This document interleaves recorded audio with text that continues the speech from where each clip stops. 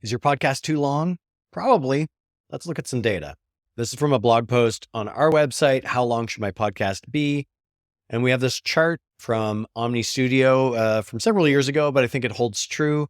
We can see the length of the episode. As the length of the episode increases, the amount of the episode listened typically decreases. So at 15 to 30 minutes, less than half the people are finishing that episode.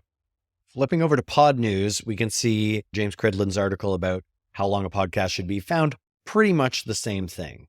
Here he says, Edison Research interviewed 1,000 Americans who are familiar with podcasts but don't listen to them. And they said they don't listen to them because they're too long. Half of the people said, I don't listen to podcasts because they're too long. James summarizes his article here saying a podcast should be as long as it needs to be, but not a second longer. And I tend to agree. Edit it down, cut out the boring bits as much as you can.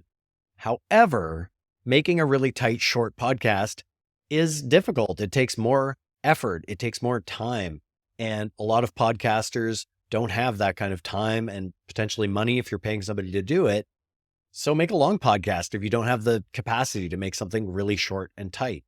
So here's a graphic I made that might help you find that balance.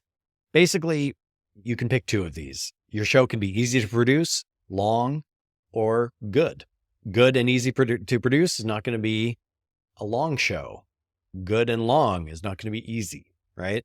So pick two and move ahead with your podcasting. Your goal may not be to make the tightest, shortest podcast ever. That's okay. I think there's room for long podcasts and short podcasts alike. What do you think? Should more podcasts be nice and short?